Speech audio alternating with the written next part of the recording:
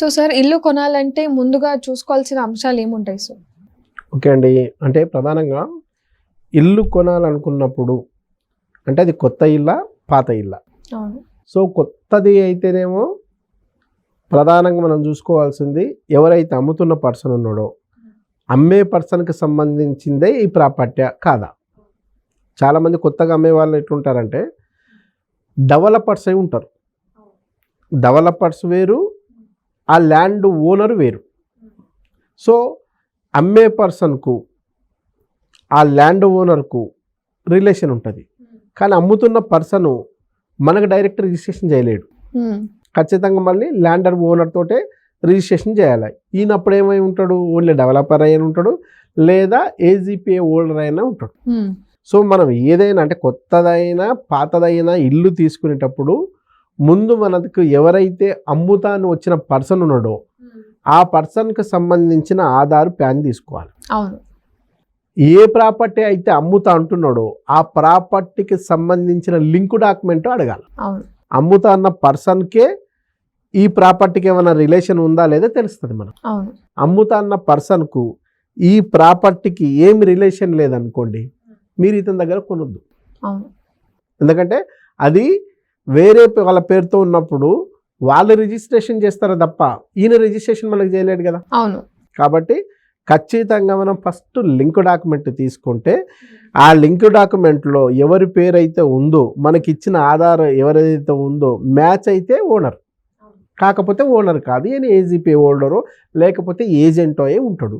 So ఆ clarity ముందుగా మనం తెచ్చుకోవాలి. ఆ క్లారిటీ తెచ్చుకున్న తర్వాత ప్రధానంగా డాక్యుమెంట్లో లింక్ డాక్యుమెంట్ పర్ఫెక్ట్గా చూసుకోవాలి. లింక్ డాక్యుమెంట్ చూసుకోవడంతో పాటు సో దీనికి మళ్ళీ లోన్స్ లాంటిది ఏదైనా ఉందా లేదా చూసుకోవాలి.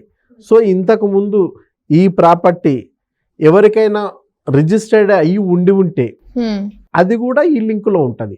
అట్లా కాకుండా కొత్తది ఇప్పుడే మనకు డైరెక్ట్ అమ్ముతూ ఉన్నారనుకోండి, ఇప్పుడే అమ్మదానికైతే ఖచ్చితంగా ల్యాండ్ నుంచి ఇప్పుడు హౌస్గా అది కన్వర్ట్ అవుతున్నట్టు దానికి పెద్దగా లింక్ ఉండదు. దానికి ఉన్న లింక్ అంతా కూడా భూమి లింక్ ఉంటుంది. సో ఆ భూమి లింకులో మనకు ఎంత లింక్ ఉంది, ఇది ఒకప్పుడు గవర్నమెంట్కి సంబంధించిన ఆధీనంలో ఆ భూమి ఉంటుంది. ఆ భూమి ఒక ప్రైవేటు వ్యక్తికి బదలాయించబడ్డ రోజు నుంచి ఇప్పటి వరకు ఎక్కడ లింకు తెగకుండా కంపల్సరీ మొత్తం ఆ లింక్ అంతా ఉండాలి. అలా లింక్ అంతా మొత్తం ఉంటే మనకి ఎలాంటి ప్రాబ్లం ఉండదు. అట్లా కాకుండా దాని లింకు ఓ 50 years లింక్ అయి ఉంటే మనకు మాత్రం రిజిస్టర్ చేసే సమయానికి ఒక 30 years లింక్ మాత్రమే ఇస్తాను అనుకోండి, దాని మీద కూడా రిజిస్ట్రేషన్ అవుతుంది, కానీ భవిష్యత్తులో ప్రాబ్లం వచ్చే అవకాశం ఉంటుంది. కాబట్టి మనం ఏం చేయాలా, ఎక్కడ లింకు తెగకుండా డెఫినెట్గా టోటల్ లింక్ తీసుకోవాలి, దాన్ని ఈసీలో చెక్ చేసుకోవాలి, దాని మీద పిటి కేసులు లాంటివి ఏమైనా ఉంటే దాన్ని చెక్ చేసుకోవాలి. ఇవన్నీ క్లియర్గా ఉంటే మీకు ప్రాబ్లం ఉండదు. లేదనుకుంటే చాలా ప్రాబ్లం వచ్చే అవకాశం ఉంటుంది. మీరు ఖచ్చితంగా ముందుగా ఆ ప్రాపర్టీ కొనే ముందు ఈ సర్టిఫికెట్లన్నీ కూడా సెకండ్ ఒపీనియన్కి పంపించాలా. లీగల్గా మనం తీసుకోవాల్సింది ఉంటుంది, అటు వాల్యుయేషన్కి సంబంధించింది పర్ఫెక్ట్గా తీసుకోవాల్సి ఉంటాయి. ఇంకా వీలైతే బ్యాంకు వాళ్ళు చేసే ప్రాసెస్ ఏదైతే ఉంటుందో ఆ ప్రాసెస్ లెక్కన మొత్తం మనం క్లియర్గా చేసుకున్న తర్వాత మనం ఇల్లు తీసుకుంటే ఎలాంటి తలకానొప్పి ఉండదు. లేదనుకుంటే హడావిడిగా తీసుకుంటే ఆ పూటకు గృహప్రవేశం చేస్తాం, గృహప్రవేశం చేసిన మొదటి రోజు నుంచే స్టార్ట్ అవుతాయి. ఇది మా ప్రాపర్టీ, మా ఆడబిడ్డలు సంతకాలు పెట్టలేదనో లేకపోతే మా లింక్ డాక్యుమెంట్ మా దగ్గరే ఉందనో రకరకాల ప్రాబ్లమ్స్ తీసుకొస్తుంటే వాస్తు బాగాలేదు అనుకుంటాం మనం. అవును, వాస్తు బాగాలేకపోవడం కాదు, ఒరిజినల్గా నీకు తీసుకోవడం మంచి ప్రాపర్టీ తీసుకోలేదు కాబట్టి డాక్యుమెంట్స్ కరెక్ట్ లేవు కాబట్టి ఈ తలకాయ నొప్పులు వచ్చే అవకాశం ఉంది. ఇలాంటి అవకాశం ఏది తలకాయ నొప్పులు రాకుండా ఉండాలంటే ముందు డాక్యుమెంటేషన్. ఒక మనిషికి గుండెకాయ ఎలాంటిదో మంచి డాక్యుమెంట్కు ప్రాపర్టీ అలాంటిది. సో ఆ ప్రాపర్టీకి సంబంధించిన లింకు పక్కా డాక్యుమెంటేషన్ అత్యంత అద్భుతంగా ఉండాలి. అట్లా అద్భుతంగా ఉంటే ఎలాంటి హెడ్ఏక్స్ ఉండదు. లేదనుకుంటే మనం డబ్బులు పెట్టి కొని కూడా బీపీ షుగర్ అన్నీ తెచ్చుకోవాల్సిన ప్రమాదం అందులో ఉంది. కాబట్టి అటువంటి ప్రమాదాల బారిన పడొద్దు అనుకుంటే డెఫినెట్గా ప్రధానంగా డాక్యుమెంట్స్ అనేది అత్యంత కీలకం. లింక్ డాక్యుమెంట్ పర్ఫెక్ట్గా చూసుకోవాలా, దాన్ని ఈసీలో పర్ఫెక్ట్గా చెక్ చేసుకోవాలా, అంతకుముందు ఎవరున్నారో చూసుకోవాలి, ఆ తర్వాత ట్యాక్సీలు లాంటివి ఏమైనా ఉంటే అది చూసుకోవాలి, అన్నీ కరెక్ట్ చూసుకోవాలా. ఒకవేళ సెకండ్ డే అయిందనుకోండి, ఎవరి పేరుతో కరెంటు బిల్లు ఉందో ఇవన్నీ కూడా చెక్ చేసుకోవాల్సి ఉంటుంది. ల్యాండ్ వాల్యూ కూడా చెక్ చేసుకోవాలి. డెఫినెట్గా ల్యాండ్ వాల్యూ అనేది మనకు అది ప్రధాన అంశం, డిఫరెంట్. సో ఆ ల్యాండ్ వాల్యూ మీద డిపెండ్ అయ్యి మనకు రిజిస్ట్రేషన్ కాదు. మార్కెట్ రేటు ఒకటి, అవును, గవర్నమెంట్ చేసే రిజిస్ట్రేషన్ రేటు వేరు. అవును. సో దీంట్లో కూడా మనం చూసుకోవాల్సింది ఏంటంటే కస్టమర్తో మాట్లాడుకునేటప్పుడు అమ్మే పర్సన్ వైట్ కావాలా బ్లాక్ కావాలా అనేది ఒకటి ఉంటుంది. నీకు మొత్తానికి మొత్తం నువ్వు వైట్ ఇచ్చావు అనుకో, మొత్తానికి మొత్తాన్ని రిజిస్ట్రేషన్ చేయాలి. మొత్తానికి మొత్తాన్ని రిజిస్ట్రేషన్ చేస్తే ఇప్పుడు ఫర్ ఎగ్జాంపుల్ ఆడ పర్ స్క్వేర్ యార్డు ఒక 10,000 ఉందనుకోండి, 10,000లో 150 యార్డ్స్ తీసుకుంటే మీరు మహా చేయాల్సింది ఉంటే 15 లక్షలు దాని మీద డీడీ కడితే సరిపోతుంది. కానీ అది మార్కెట్ రేట్లో ఎంత ఉంటుంది, ఈడ 10,000 గజం ఉందంటే మార్కెట్ రేట్ దాదాపు 80,000 ఉంటుంది. సో పర్ స్క్వేర్ యార్డ్కి 80,000 ఆ లెక్కన పెట్టుకుంటే నువ్వు తీసుకున్న 150 యార్డ్స్నే దాదాపు 1.5 CR to 2 CR అవుతుంది. ఈ 1.5 to 2 CRకు డైరెక్ట్ నువ్వు గవర్నమెంట్కి ట్యాక్స్ పే చేయాలనుకుంటే చాలా ఎక్కువ అవుతుంది మీకు. అవును. సో ఇది కూడా ఖచ్చితంగా అగ్రిమెంట్ రోజే మాట్లాడుకోవాలి. అవును. నువ్వు ఒక అడ్వాన్స్ పే చేసినావు, 150% చేసినావు, ఆల్రెడీ 50% కాదు అబ్బో 80% 90% చేసిన తర్వాత 100% పేమెంట్ చేసుకుందాం అనుకున్న రోజు అమ్మే పర్సన్ అంటాడు లేదు మొత్తానికి నేను రిజిస్ట్రేషన్ చేయాలంటాడు. అని మొత్తానికి ఎట్లా రిజిస్ట్రేషన్ చేస్తారు, అలా గవర్నమెంట్ రేట్ ఎంత ఉంటే అంత చేస్తా కానీ అంటే లేదు, నీకు ఇష్టమైతే ఓకే, లేకుంటలేదు డీల్ క్యాన్సల్ అంటాడు. అట్లా ఈ ప్రాబ్లం ఉంటుంది. కాబట్టి అగ్రిమెంట్ రోజు అన్ని క్లియర్గా మాట్లాడుకొని చేసుకుంటే ఎక్కువ ఉపయోగం.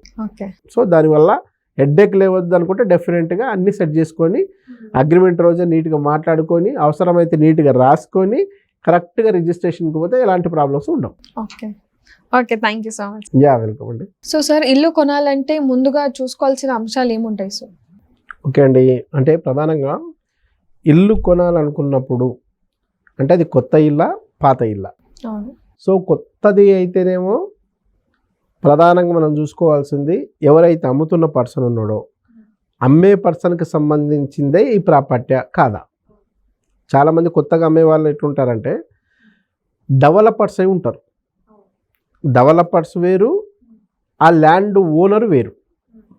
సో అమ్మే పర్సన్కు ఆ ల్యాండ్ ఓనర్కు రిలేషన్ ఉంటుంది, కానీ అమ్ముతున్న పర్సను మనకు డైరెక్ట్ రిజిస్ట్రేషన్ చేయలేడు.